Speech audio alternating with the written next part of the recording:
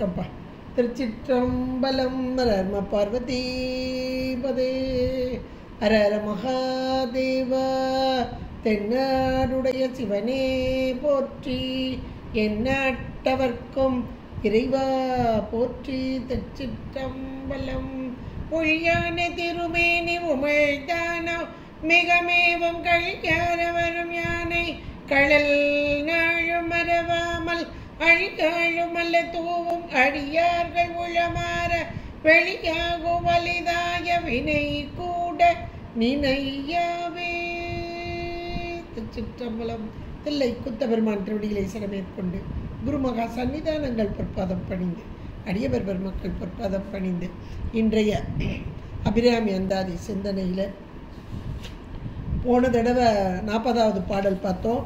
வாழ்நுதல் கண்ணியை விண்ணவர் யாவரும் வந்து இறைஞ்சி பேணுதற்கு எண்ணிய எம்பெருமாட்டியை பேதை நெஞ்சில் காணுதற்கு அந்நியல் அல்லாத கண்ணியை காணும் அன்பு பூணுதற்கு எண்ணிய எண்ணம் அன்றோ முன்செய் புண்ணியமே என்பதாக பார்த்தோம். அருமையான ஒரு பாடல். முன்னாடி செய்த புண்ணியம் முன்செய் புண்ணியமே. நாம் முன்னாடி பிறவியில் செஞ்ச புண்ணியந்தான் இன்னைக்கு இந்த அம்மையை வழிபாடு செய்ய முடியும் அப்படின்றத 40வது பாடலில் ரொம்ப அழகாக நமக்கு எடுத்து சொன்னார். இப்போ அந்த புண்ணியமே அப்படின்றதில் அங்கே அந்தமாக்கினார், அதிலிருந்து ஆதியாக்குகிறார். அடுத்த பாடல் ரொம்ப அருமையான ஒரு பாடலாக 41வது பாடல். புண்ணியம் செய்தனமே புண்ணியம் செய்தனமே மனமே. ஒரு நம்ம மனத்தை முன்னாடி நிற்க வச்சு பேசுகிற மாதிரி ஒரு அருமையான பாடல். எப்பா ஏன் மனமே, நீ நல்ல புண்ணியம் செஞ்சிருக்க. எதுக்கு தெரியுமா? இந்த பூங்குவளை கண்ணி, அழகான குவளை மலர் போல கண்களை உடைய அம்மை செய்ய கண்ணியும். அப்படி ஒவ்வொன்றுக்காக அம்மா போட்டிங்கன்னா ஈஸியாக புரியும். செய்ய கணவரும் கூடி நம் காரணத்தால் நன்னி இங்கே வந்து தம் அடியார்கள் நடு இருக்க பண்ணி நம் சென்னியின் மேல் பத்ம பாதம் பதித்திடவே. அருமையான ஒரு பாடல். அதை முன்னாடி மனத்தை நிப்பாட்டி வச்சு பேசுகிற மாதிரி ஒரு பாடலாக்கி தந்திருக்கிறார். பொதுவாக இறை வழிபாடு அப்படின்னு சொன்னாலே முதல் நிலையில் சரியை அப்படின்னு நம்ம படிச்சிருக்கோம். சரியை அதிலிருந்து கிரியைக்கு வர்றது கூட நம்ம கையில் இல்லை, சாமி தான் பாஸ் பண்ணி போடுவார். எப்போவுமே பிள்ளைங்க படிக்கும் நல்ல ஸ்கூலில் பாஸ் பண்ணி போடுறது டீச்சருடைய பொறுப்பு தானே. எந்த அளவு படிக்குதுன்னு அவங்களுக்கு தெரியும், பாஸ் பண்ணி போடுவாங்க. அதே மாதிரி தான் இந்த உலகியல்லையும் நாம் இந்த உலகம் கொடுக்கப்பட்டிருக்கு, உடம்பு கொடுக்கப்பட்டிருக்கு. வழிபாடு செய்வதற்கு புண்ணியம் இருந்தால் தான் வழிபாடு செய்யும். இந்த பாட்டு எவ்வளோ அழகாக நமக்கு சொல்லப்பட்டிருக்கு பாருங்க. புண்ணியம் செய்தனமே அப்படின்னு. அந்த புண்ணியம் செய்தால்தான் இந்த இறை வழிபாடு. அதில் முதல் நிலையா 2வது நிலையா நமக்கு அவங்கவுங்களுக்கு ஒவ்வொருத்தவங்களுக்கும் ஒரு நிலை, எல்லாருக்கும் ஒரே மாதிரி நிலை இல்லை. இப்போ ஒரு திருமுறை வகுப்புகள் சித்தாந்த வகுப்புகள்னா இருக்காங்கன்னா ஒரு சிலர் பாருங்கள் திருமுறையே என்னன்னு தெரியாது, டைரெக்டாக சித்தாந்தத்தில் வந்து சேருவாங்க. ஆச்சரியமாக இருக்கும். அன்றைக்கி கூட ஒருத்தர்கிட்ட கேட்டேன், திருமுறை தெரியுமாங்க ஐயா? எதுவுமே தெரியாதுமா எனக்கு, ஆனால் சித்தாந்தத்துக்கு வந்திருக்காங்க. அப்போ யோசிச்சு பாருங்க, அது முன்சை தவம். ஏற்கனவே அதெல்லாம் நிறைவு பண்ணதுனால, ஏன்னா சித்தாந்தன்றது இலக்கணம். அப்போ அந்த இலக்கணத்தை டைரெக்டாக வந்து படிக்க வர்றாங்கன்னா இலக்கியத்தில் ஏற்கனவே அவங்க தோன்றி இருக்கணும். கண்டிப்பாக ஏற்கனவே ஓரளவுக்கு படிச்சிடும், இல்லைன்னா அப்படியெல்லாம் வர முடியாது. இது நம்முடைய கையில் கிடையவே கிடையாது, சாமியுடைய திருவருள் தான். அப்போ அந்த திருவருள் எப்படிப்பட்டது? நாம் செய்த பாவ புண்ணிய கணக்குகள் அதை அப்படியே ஒவ்வொன்றா எடுத்து அந்த புண்ணிய கணக்குக்கு ஏற்றாற் போல் இந்த பிறவியில் இந்த உடலோடு நாம் இருக்கும்போது கொண்டு வந்து கூட்டி வச்சிடறார். அவ்வளோதான். இன்றைக்கி நம்ம கோவிலுக்கு போகிறது, கோவில்லையும் வழிபாடை நீங்கள் பார்த்துருக்கலாம். எல்லாரும் ஒரே மாதிரி வழிபாடு கிடையவே கிடையாது. கோவில் வழிபாடே எல்லாருக்கும் ஒரே மாதிரியான உயர்ந்த வழிபாடு, உயர்ந்த தெய்வம் நம்மக்கிட்ட இருக்குது. மேலான தெய்வம் அப்படின்னு இருக்கு. தெய்வத்தில் கீழான தெய்வம் கிடையாது. ஆனால் சிறு தெய்வங்கள், கிராமத்து தேவதைகள் இப்படியெல்லாம் இருக்குது. அதான் பலி ஏற்றுக்கொள்வது இப்படியெல்லாம் இருக்குது. இதெல்லாம் முதல் நிலை. இந்த முதல் நிலையில் கொஞ்சம் கொஞ்சமாக வந்து வழிபாடு செஞ்சு அப்புறம் சாமி என்ன செய்வார், அடுத்தாப்புல கொஞ்சம் மேலே தூக்கிடுவார். மேலே போனவங்க லேசில் கீழே இறங்கி வரமாட்டாங்க. இதை நீங்கள் சாதாரணமாக உலகில் எல்லாரையுமே நீங்கள் பார்க்கலாம். மேலான நிலைக்கு வந்துட்டாங்க அப்படின்னா அப்புறம் அவங்க நிலையில் இறங்கவே மாட்டாங்க. அப்போ இதுக்கு காரணம் என்னென்னா, இது எல்லாமே நம்முடைய முற்பிறவியில் நாம் செஞ்ச புண்ணியந்தான். அந்த கணக்குக்கு ஏற்றாற் போல சாமி கொண்டு வந்து கூட்டி கொடுக்குறார். இன்னும் இதில் ஒரு நுட்பம் என்ன அப்படின்னா, இப்போ இறை வழிபாட்டில் மேலான வழிபாடு அப்படின்னு சொன்னால், இப்போ நம்ம சிவாலய வழிபாடு அப்படின்னு நம்ம பார்க்குறோம். இந்த சிவாலய வழிபாட்டை அதுலேயுமே நிறைய நிலை இருக்குது. இந்த சிவன் கோவிலில் வந்து வழிபடுறாங்க, நாங்களே சிவத்தை தான்ப்பா வழிபடுவோம் அப்படிம்பாங்க. ஆனால் அவங்களையும் எவ்வளவு வேறுபாடு இருக்குன்றதை நம்ம கோவிலுக்கு போனவங்களுக்கு நல்லாவே தெரியும். கோவிலோட நிறைய நெருக்கம் உள்ளவங்களுக்கெல்லாம் நீங்கள் எல்லாருமே நெருக்கமாக இருக்கீங்க, எல்லாருக்குமே தெரியும் யார் எந்த அளவு வழிபடுறாங்க அப்படின்னு. மேலான வழிபாடுனா கோவிலுக்கு வர்றது, இறைவனை பார்க்குறது, முன்னாடி நின்று அப்படியே கண்ணீர் மல்க இறைவனோடு பேசுகிறது, அந்த நாமங்களை சொல்கிறது, திருமுறைகளை பாடுறது, இதெல்லாம் மேலான நிலை. இன்னும் மேலான நிலைனா ஒன்றுமே பேசாமல் ஓரமாக உட்காந்துருக்கு. அதை பேசாத நிலை தானே அனுபூதி நிலைன்னு பார்த்தோம். பேசா அனுபூதி. அப்போ இறை வழிபாடுனா முதல்ல மௌனம்தான் மேலான நிலை. அப்போ இதெல்லாம் ஒரு படிநிலை தான். முதல்ல சாமிக்கு வர்றது, ஒரு பூ கொடுக்கறது, ஒரு பூ கட்டி கொடுக்கறது, இதெல்லாம் ஒரு ஒன்றா. அப்போ இந்த படியில் வரிசையாக வரணும். இந்த படியில் வரும்போதே சாமி பார்த்துட்டே இருப்பார். ஏன்னா அவர் தான் கணக்கு போட்டு வைக்கிறார். அப்படி வரும்போதே இந்த ஆன்மா ஒரு பக்குவ நிலையில் இருக்குது. இப்போ இந்த ஆன்மாவுக்கு அந்த பக்குவத்துக்கு ஏற்றாற் போல நன்மையை கொடுக்கணும். இதெல்லாம் சாமி கணக்கு போடுறார். கணக்கு போட்டு இப்போ அந்த பக்குவத்துக்கு ஏற்ற ஒரு கிஃப்ட்டுனே வச்சுக்கோங்களேன். ஒரு பிள்ளை ஒரு போட்டியில் சேருது அப்படின்னா, அந்த போட்டியில் வெற்றி பெறுது அப்படின்னா அந்த பிள்ளைக்குரிய பரிசு அங்கே கிடைக்கும். அந்த பரிசு கூட எப்படி கொடுப்பாங்க, எல்லாரையும் கூட்டி வச்சு ஒரு வாழ்த்து சொல்லி அந்த பிள்ளைக்கு தேவையானதாக அப்படி கொடுப்பாங்க. இது நம்ம எல்லாம் பார்த்துருக்கோம். சாமி இதே மாதிரி இந்த பக்குவம் பெற்ற ஆன்மாக்களுக்கு இறை அருள் கூட போகுது. அப்போ இறை அருள் கூட போகுது அப்படின்னா அந்த இறை அருளை எப்படி கொடுப்பாராம், இறையருள் பெற்ற மாத்திரத்தில் இது மீண்டும் உலகிலுக்குள்ளே வந்துடக்கூடாது. அதுக்காக அந்த இறையருள் பெறுவதற்கு முன்பாக அதுக்கு ஒரு தகுதியை கொடுக்குறாராம் இந்த ஆன்மாவுக்கு, உடம்போடு கூடிய ஆன்மாவுக்கு. அந்த தகுதி என்ன அப்படின்னா சத் சங்கம்.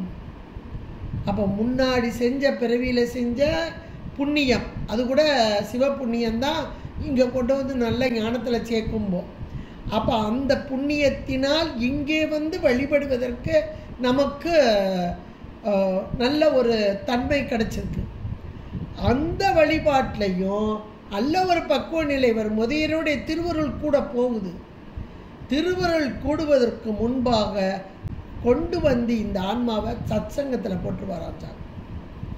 ஏன்னா சத்சங்கத்தில் இருக்கிற வரைக்கும் திருவருளோடு கூடி இருக்கும்போது திருவருளை விட்டு விலகாமல் இருக்குமா. சத்சங்கத்தில் இருக்கும்போது தான் இது ஒரு மேலான ஒன்று.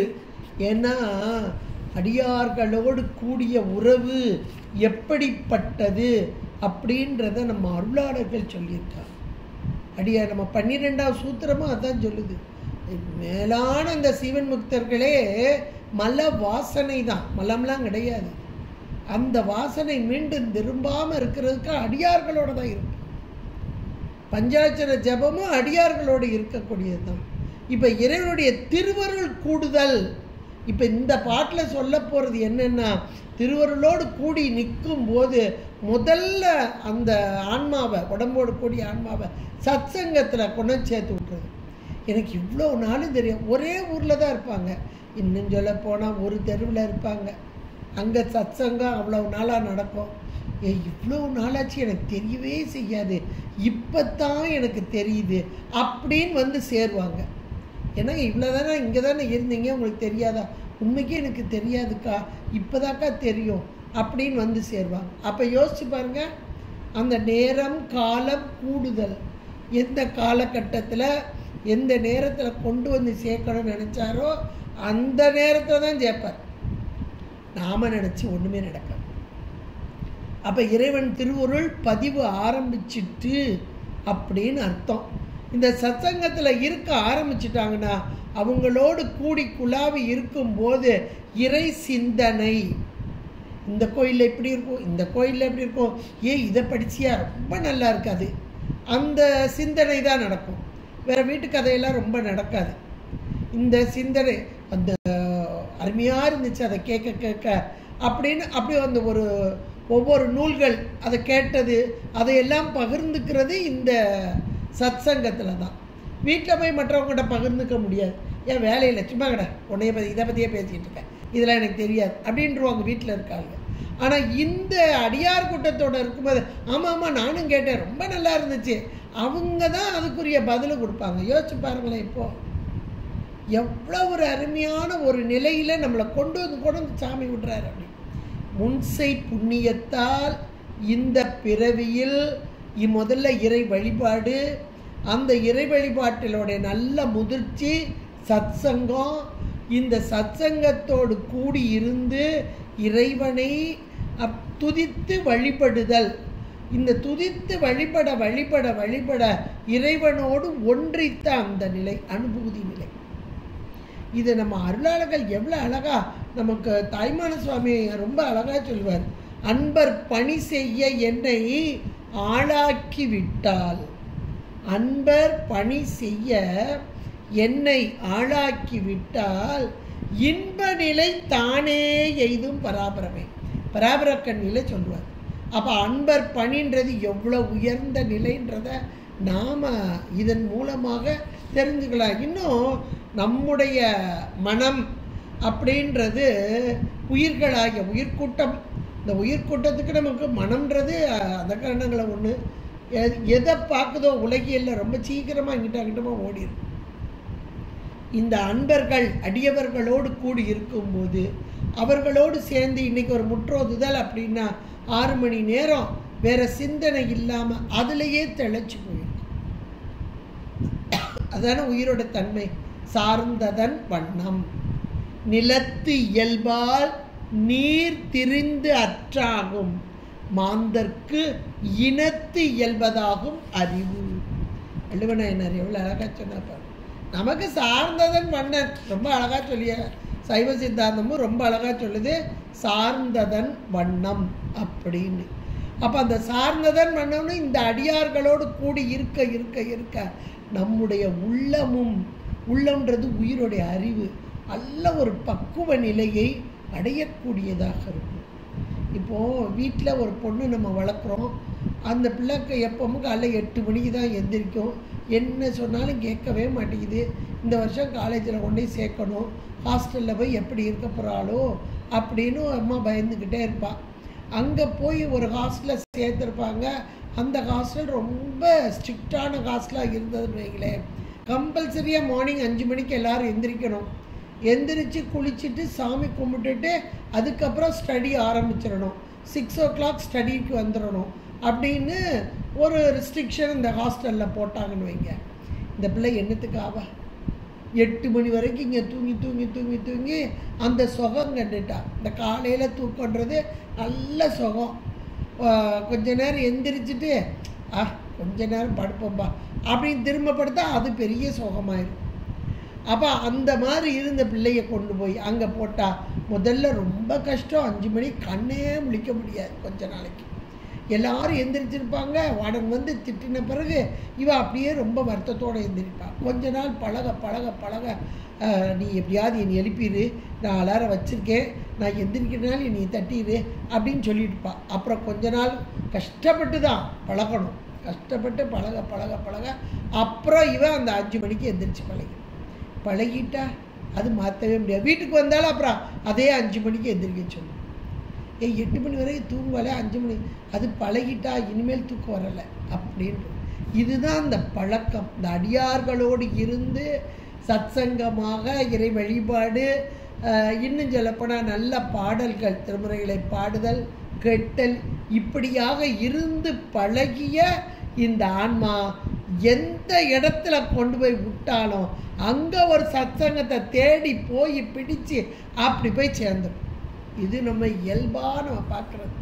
இதை ஏன் சாமி வச்சிருக்கிறாரு இந்த சத்சங்கத்தை அப்படின்னா, சத்சங்கத்தில் கொண்டு வந்து சேர்த்துட்டாரு.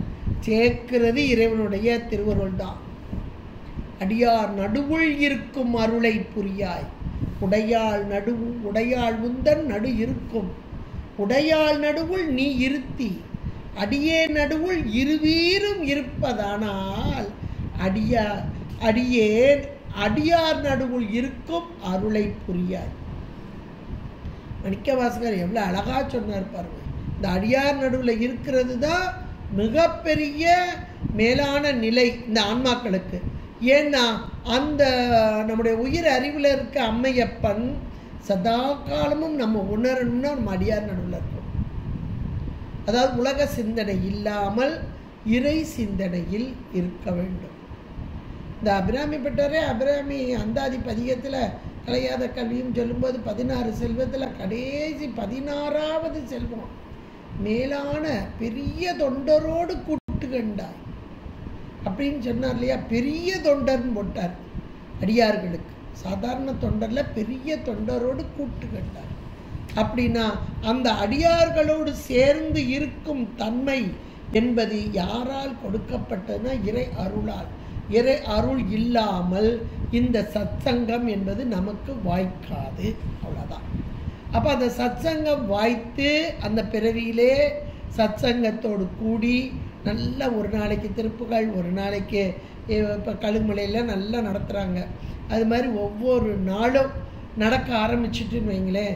அப்போ அந்த வாரம் என்ன நடத்த போகிறாங்க, இது வர திங்கக்கிழமை அமாவாசையாக இருக்குது, அகத்தியர் தேவாத்திரட்டு வச்சுருவாங்கள்ல. அப்போ அதுக்கு அப்படியே தயாராகி அந்த உள்ளம் அப்படியே அதிலேயே தோய்ந்து நிற்கும். இதைத்தான் சாமி இந்த ஆன்மாவுக்கு செய்கிறார். நல்ல பக்கம் உண்டு. ஏன் செய்கிறார்னா அடுத்து ஒன்று கொடுக்க போகிறாரு. அப்போ அடுத்து கொடுக்க போகிறதுக்கு இந்த ஆன்மாவை பக்குவப்படுத்திட்டார். அவ்வளோதான். அடுத்து என்ன கொடுக்க போகிறாருன்றதைத்தான் இந்த பாடலில் சொல்லப்பட்டிருக்கு. 41 புண்ணியம் செய்தனமே. ஏராளமான ஒரு முர்ச்சை புண்ணியம். இந்த முர்ச்சை புண்ணியத்திலேயும் சிவ புண்ணியமாக இருந்தாலன்றி இறைவனை அடைய முடியாது. அந்த புண்ணியம் செய்தனமே மனமே. மனமே என்பது இங்கே உயிருடைய அறிவு தான். மனம்ன்ற அந்தக்கரணங்கள் இல்லை, அந்தக்கரணங்களை ஒன்றான மனம் இல்லை, இங்கே உயிருடைய அறிவு தான் மனமே. அந்த ஏகாரத்தோட என்ன புண்ணியம் செஞ்சிருக்கப்பா அப்படின்னு சொல்கிறாரு. அந்த உயிரை முன்னாடி நிறுத்தி பேசுவது போல எவ்வளோ புண்ணியம் செஞ்சிருக்க. எதுக்கு தெரியுமா? புது பூங்குவளை கண்ணி, புது மலர். இப்போ தான் ஒரு மலர் இப்படி மலரும் போது அதில் அவ்வளோ ஒரு அழகு. அதை பார்த்தாலே குளிர்ச்சியாக, கண்ணுக்கு குளிர்ச்சியாக இருக்கக்கூடிய குவளை மலர். குவளை கண்ணி கூரன் காண்க. குவளை மலர் போன்ற அழகான கண்களை உடைய அம்மையை ஒரு பாகமாக கொண்ட இறைவன். அதான் குவளை கண்ணி கூரன் காண்க. இங்கே புது புது மலராக இருக்கான் அந்த குவளை மலர். இப்போ தான் மலருது. அப்போ அது எவ்வளோ ஒரு ஃப்ரெஷ்ஷாக இருக்கும். அதுக்கு இன்னொன்று புதுசாக இப்போ தான் மலருது, இதழ்களை விரிக்கிறது என்றால் அதில் தேன் பிழிச்சக்கூடியதாக. இந்த அம்மையுடைய கண்கள் சதா காலமும் கருணை வழிவதாக. எப்படி ஒரு புது மலரிலிருந்து தேன் வழிகிறதோ அது போல அம்மையின் கண்களிலிருந்து கருணை, அருள். அருள் தானே சக்தி. இங்க அருளது சக்தியாக மறந்தனக்கு. அதுபோல இங்க புது பூங்குவளை கன்னியும் அம்மை திருவருள். இந்த திருவருளைத்தான் முன்னாடி சொல்றாங்க. கன்னியும் அதோட செய்ய கணவரும். செய்ய என்ற மாத்திரத்தில் சிவந்த நிறத்தை உடைய அழகான செம்மேனி அம்மான். சிவந்த நிறம் கொண்ட இறைவன் செம்மேனி அம்மான். அதான் செய்ய கணவரும் கூடி. அப்ப இரண்டு எது? திருவருள், தேன் பிளிற்றக்கூடிய மலர் போன்ற கருணை வெள்ளம் பாயும் கண்களை உடைய அம்மை. செய்ய மேனி என்றாலே சத்து. சத்து பொருள், மாறாத பொருள். அந்த சத்தாகிய இறைவன் இரண்டு பேரும் கூடி நம் காரணத்தால் நன்னி. நல்ல வார்த்தை, இதை அண்டர்லைன் பண்ணிக்கோங்க. நம் காரணத்தால் நன்னி. காரணம் இல்லாமல் காரியம் கிடையாது. அப்ப இன்றைக்கு இறைவனுடைய திருவருள் கூடி நிற்கிறது என்றால் என்ன காரணம் என்றால், முச்சை பிறவிகளில் இந்த ஆன்மா நல்ல ஒரு தேர்ந்த நிலை, பக்குவம் பெற்ற நிலை. அதுதான் இங்க சொல்லப்படும். நம் காரணத்தால் அந்தந்த உயிர்கள், அந்த உயிர்கள் செய்த முச்சை வினை. இன்னும் சொல்லணும்னா சிவ புண்ணியம். அந்த முச்சை வினை நல்லா கூடி நிற்கக்கூடிய அந்த காரணம். அந்த காரணத்தினால், அந்த புண்ணியத்தினால் இந்த வினைகளெல்லாம் இரு வினை ஒப்பு மல பரிபாகம் நல்ல பக்குவம் பெற்ற அந்த நிலை, பக்குவம் பெற்ற அந்த நிலை, அந்த பக்குவ ஆன்மா அப்படின்னு சொல்லக்கூடிய அந்த பக்குவ ஆன்மாக்களுக்குத்தான் இறைவன் இங்கே இறங்கி வருவார்.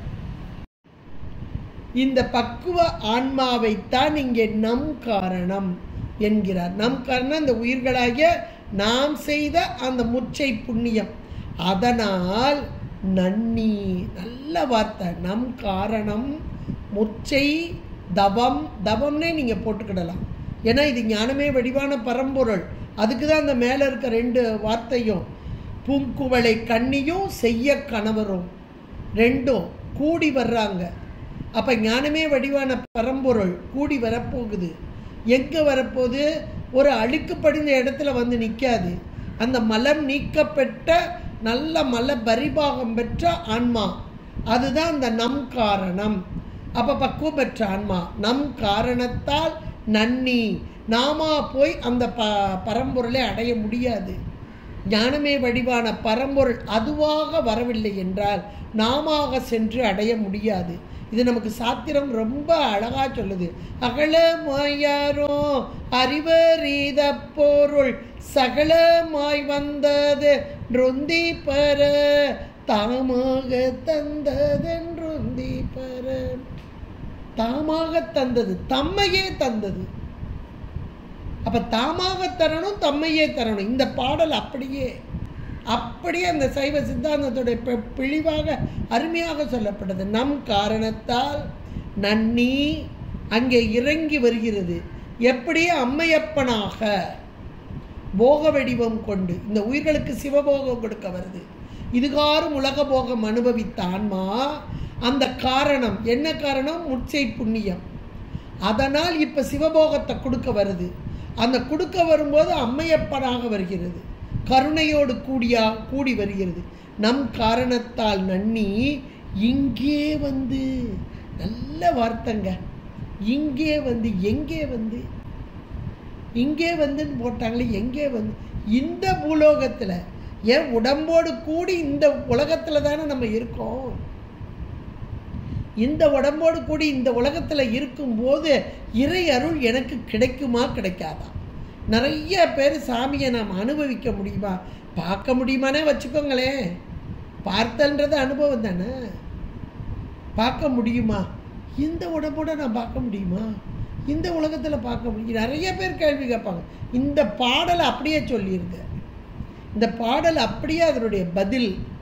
இங்கே வந்து அருமையாக நம் காரணத்தால் நன்னி அந்த பரிபாகம் பக்குவம் பெற்ற ஆன்மா அந்த காரணத்தால் அப்படி பொருந்தி நின்று இங்கே வந்து இந்த புலோகத்தில் உடம்போடு கூடி இருக்கு இந்த ஆன்மா. ஆனால் நல்ல பரிபக்குவம் அடைஞ்சதாக இருக்கு. அதனால இறைவன் இறங்கி வருகிறார்.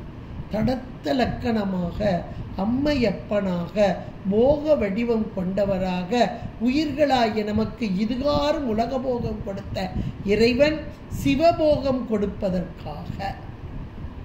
இப்போ போகம்னா உலக போகம் மட்டும் இல்லை, சிவபோகமும் இருக்கு. நாம் முதல்ல சகலவர் ஆன்மாக்கள் உலகத்தை தான் அனுபவிக்கிறோம். இப்போ அது அனுபவித்து போதும்பா உலகம் அப்படின்னு சொல்லும்போது இந்த உலகத்தை விட்டு விட்டு வேண்டாம் வேண்டாம் வேண்டேன் புகழ் வேண்டேன் செல்வம் என்று விட்டு விட்டு வரும்போது சரி இது வேண்டான்ட்டு நம்மையே கொடுப்போம். நல்ல ஒரு பக்குவம் வந்துட்டு அதனால் தன்னையே அவ்வளோதான். நல்ல அருமையான வார்த்தைகள். நீங்கள் ஒன்றா பிரித்து மனசுக்குள்ளே ஆழமாக பதிய வைங்க இந்த பாட்டை. இங்கே வந்து முதல்ல இந்த இறை அருள் கூடுவதற்கு முந்தி என்ன செய்கிறாராம் பாருங்க, தம் அடியார்கள் நடு இருக்க பண்ணி. இந்த ஆன்மாவுக்கு இறை அருள் கூடி நிற்கும் நேரம் வரப்போகுது. அந்த வந்து நிற்கிறதுக்கு முந்தி அதை கொண்டு வந்து அடியார் கூட்டத்தில் போட்டார் சாமி. இன்னைக்கும் எத்தனை எத்தனை ஆன்மாக்கள் அடியார் கூட்டங்களோடு கூடியிருந்து சதா காலமும் இறை சிந்தனையிலே இருந்து எதுக்காகனா திருவருள் நோக்கு பெறுவதற்கு தயாராக இருக்கும் ஆன்மா இது. அவ்வளோதான். நீங்கள் யாருனாலும் எடுத்துக்கலாம். நீங்கள் உங்கள் அனுபவமே எல்லாருக்கும் அனுபவம் இருக்கும். எத்தனை எத்தனை அனுபவம் இருக்கும். அதை யோசிச்சு பாருங்கள். அடியார்கள் நடு இருக்க பண்ணி நம்ம அருளாளர்கள் வாழ்க்கையை எடுத்து பாருங்கள். அடியார்களோடே கூடியிருந்தாங்க. ஞானசம்பந்த பெருமான்லாம் 3 வயசில் ஞானப்பால் உண்ட பின்பாக அவர் வீட்டிலேயே இல்லை. ஒவ்வொரு நாளும் அடியார்களோடு கூடி சிடர்களோடு கூடி ஒவ்வொரு தலத்திற்கும் சதா காலமும் அடியார்களோடு கூடியிருந்தார். அப்போ அவர் மட்டும் இல்லை, நீங்கள் எல்லாரையுமே எடுத்துக்கலாம். அடியார்களோடு கூடி இருத்தல் என்பது ஆண்டவன் இதோ இந்த ஆன்மாவில் இறங்கி வந்து நன்னி இங்கே வந்து இந்த திருவருள் கூடும் நிலை, திருவருளோடு கூடிய நிலை, திருவருளுக்கு இவர்கள் பாத்திரமாகிவிட்டார்கள். அதுக்கு தான் இந்த அடியார்களோட முதல்ல சேர்த்தாச்சு. இங்கே வந்து தம் அடியார்கள் நடு இருக்க பண்ணி அடியார்கள் நடுவில் கொண்டு வந்து வச்சாச்சு. நாடகத்தால் உன் அடியார் போல் நடித்து நான் நடுவே வீடகத்தே புகுந்தெடுவேன். எவ்வளோ அழகான வார்த்தைகள். அதெல்லாம் அவங்க அனுபவமாக சொன்னாங்க. நான் நடிக்க தான் செஞ்சேன், ஆனாலும் கூட இறைவன் பெரும் பேறு கொடுத்தான் அப்படின்னா அந்த அடியார்களுடைய மேன்மை. அவர்கள் சதா காலமும் இறை நினைவில் இருப்பவர்கள். அவர்களோடு கூடியிருந்தால் நம்முடைய நினைவுகளும் அந்த நினைவுகளாகவே இருக்கும் அப்படின்னு சொல்கிற அந்த நிலை. அப்போ அடியார்கள் தம் அடியார்கள் நடு இருக்க பண்ணி. அடியார்களோடு இன்னைக்கு நாம் சத்சங்கத்தில் இருக்கிறோம்னா நம் செயல் அல்ல. இதை மட்டும் நல்லா ஞாபகம் வச்சுக்கணும். நான் எவ்வளோ கஷ்டப்பட்டு இன்றைக்கி வேலையெல்லாம் முடிச்சுட்டு ஓடி வந்தேன் தெரியுமா, இனிமேல் அப்படி சொல்லாதீங்க.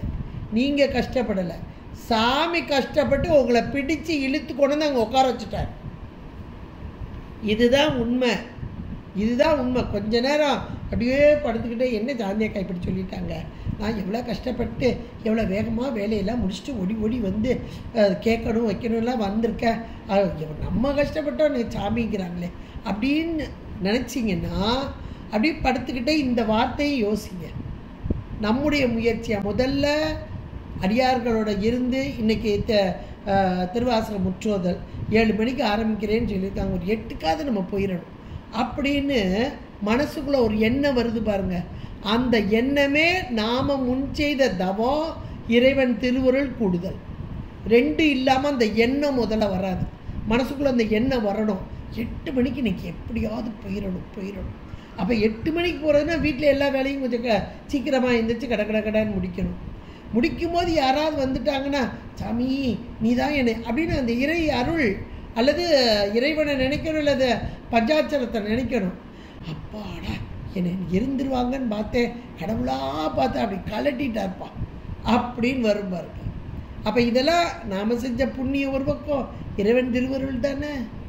வீட்டிலேருந்து வெளியேறி அங்கே போய் வந்து உட்காந்து புஸ்தகத்தை எடுத்து படிக்கிற வரைக்கும் அப்பாடா அப்படின்னு வரும் இல்லையா. அதை முடித்து அதுலேயும் கூட அதை முடித்து வெளியே வரும்போது தான் என்ன ஒரு நிறைவாக இருக்கும். அப்பாடா சாமி இன்னைக்கு முடிக்கிறதுக்கு எனக்கு அருள் பாலிச்சார் அப்படின்ற ஒரு நிறைவு எவ்வளோ பேருக்கு எத்தனை அனுபவம் இருக்கும். எல்லாருக்குமே அனுபவம் உண்டு, எல்லாருக்குமே. அப்போ இதில் நம்முடைய செயல் இருக்குன்றீங்க, நம்முடைய செயல். ஆனாலும் கூட நாம் முன் செய்த புண்ணியத்தின் காரணமாக, அதான் அந்த காரணம், நம் காரணத்தால், அந்த காரணத்தால் இங்கே வந்து இறைவன் இந்த அடியார்கள் நடுவாக நம்மை இருக்க பண்ணி, அந்த அடியார்கள் நடுவோல இருக்கிறத மட்டும் இல்லை, முதல்ல அடியார் நடுவில் இருக்க வச்சுட்டார் சாமி. இருக்க வச்சுட்டு அடுத்து ஒரு பேர் கொடுக்க போகிறார். அதுதான் ஹைலைட்டான பேர். அந்த பேர் என்றைக்கும் நமக்கு நிலைக்கணும்னா முதல்ல அடியார்களோடு இருக்க வச்சுட்டு, அடியார்களோடு இருக்கும்போது என்ன கொடுக்குறாரா, நம் சென்னியின் மேல். சென்னி என்றால் நமக்கு தெரிஞ்ச சென்னி இதுதான், தலைதான். ஆனால் சைவ சித்தாந்தம் நம்ம நல்லா படிக்கிறதுனால எல்லாருக்கும் தெரியணும் அது என்ன சென்னி. இந்த சென்னி 10னே வந்திருக்கு நம்ம திருவாசகத்தில், எடுத்து பாருங்க. சென்னி 10 அதை 10 பாடலாக்கி கொடுத்துருப்பார். சென்னி மேல் பதியுமே பதியுமே, வேற ஒன்றும் இல்லை, உயிருடைய அறிவு. உயிருடைய அறிவு. நம்ம உடம்பையே தான் நம்ம நினச்சிக்கிட்டு இருக்கோம். உடம்பு ஜடங்க, உடம்பு ஜடம், உடம்பு நாம் அல்ல. அப்போ உடம்பை செலுத்தும் உயிர், அது ஒரு அறிவு பொருள். அந்த அறிவு பொருளே இருக்கும் மலம், ஆணவ மலம், அதுதான் இவ்வளவு நாள் நம்மை கீழ் நோக்கி செலுத்தியது. இந்த மலம் அல்ல ஒரு பக்குவ நிலையை அடைவதற்குத்தான் முன் செய்த புண்ணியம். அந்த புண்ணியத்தின் காரணமாக நம் காரணத்தால் அடியார்கள் நடு இருக்க பண்ணிய இறைவனுடைய திருவருள் இவ்வளவு கூடி இருக்கும்போது, அடியார்களோடு சத்சங்கத்தோடு இருந்து இறைவனை வழிபட வழிபட வழிபட இறைவன் என்ன கொடுக்கிறார், பெரும் பேரு. என்ன பேருனா சென்னியின் மேல், இந்த உயிர் அறிவிலே, பத்மபாதம் திருவடி தாமரை, பத்மபாதம் பதித்திடவே. இந்த பதித்தல் அப்படின்றது மேலான ஒன்று. நம்ம இது உலகில் பார்த்தா சென்னி மேலே சூடுதல் அப்படின்றதெல்லாம் நம்ம சாதாரணமாக பார்க்கலாம். ஆனால் இதனுடைய ஆழமான தத்துவம் என்ன அப்படின்னா, உயிர் ஒரு அறிவு பொருள். அந்த அறிவிலே இதுகாரும் மலம், ஆணவ மலம் நிறைந்து அது அறியாமையை செய்து கொண்டிருந்தது.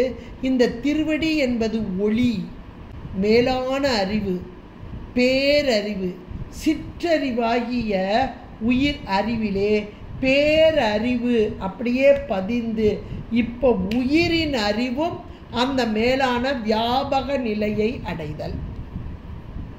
மேலான இதை வந்து மாணிக்கவாசகர் திருவாசகத்தில் அழகாக சொல்லியிருக்கார். மாணிக்கவாசகர் மட்டும் இல்லை, எல்லா திருமுறைகளும் பறைசாற்று. எல்லா திருமுறைகளும் இந்த திருவடி மலர், அதுவும் இணையார் திருவடி என் தலைமேல் வைத்தலுமே துணையான சுற்றங்கள் அத்தனையும் துறந்து ஒழிந்தேன். சுற்றம்னா கணவன் மனைவி குழந்தைகள் இந்த சுற்றம்லாம் இல்லைங்க, அது உடம்புக்குள்ள சுற்றம். உயிருக்குன்னு ஒரு சுற்றம் கிடக்கு. என்னைக்கு உயிர் உண்டோ அன்னையிலேருந்து இருக்குது, அது மலம், ஆணவ மலம். அந்த மலத்தை நீக்கிறதுக்காக 2 மலத்தை சேர்த்து வச்சிருக்கார் மாயை கண்மம். இந்த சுற்றங்கள் எல்லாம் மல நீக்கம். இணையார் திருவடி, அந்த பாதம், அந்த உயிரின் அறிவிலே பதிதல். அந்த உயிரின் அறிவிலே பதியக்கூடிய அந்த இறைவனுடைய திருவடி தாமரை, அது எப்போ எப்படி பதியுன்றது தான் இந்த பாடல். 41வது பாடல் ரொம்ப ரொம்ப ஹைலைட் ஆனது.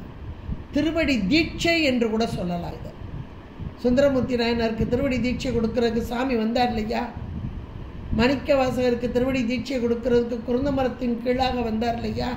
இதுபோல திருவடி தீட்சை அப்படின்றது அங்கே அப்பர் பெருமான் உன்னுடைய திருவடி தீட்சை எனக்கு கிடைக்க வேண்டும் என்று சொல்ல இங்கே நல்லூருக்கு வா என்று திருவடி தீட்சை கொடுத்தார் இல்லையா? இப்படி ஒவ்வொன்றா நீங்கள் எடுத்து பாருங்கள். இது அருமையான திருவடி தீட்சை. அந்த முதல்ல அடியார்கள் நடுவு இருக்க பண்ணி நம் சென்னியின் மேல் உயிருடைய அறிவில் பத்மபாதம் அந்த தாமரை திருவடி, குளிர்ச்சி பொருந்தியதான தாமரை, தேன் புளிற்றும் அந்த தாமரை, அந்த பாதம் ஞானமே வடிவான சிவஞானம் திரு அருள் பதிவு பதித்திடவே. இப்போ திருவருளோடு கூடிய ஆன்மா, உடம்பு என்னவோ அந்த மாயா காரியத்தில் இருக்கும், ஆனால் ஆன்மா திருவருளோடு கூடிட்டு. திருவருளோடு கூடுதல் என்பது இந்த திருவருள் அந்த ஆன்மாவை தனதாக்கி கொள்ளுதல்.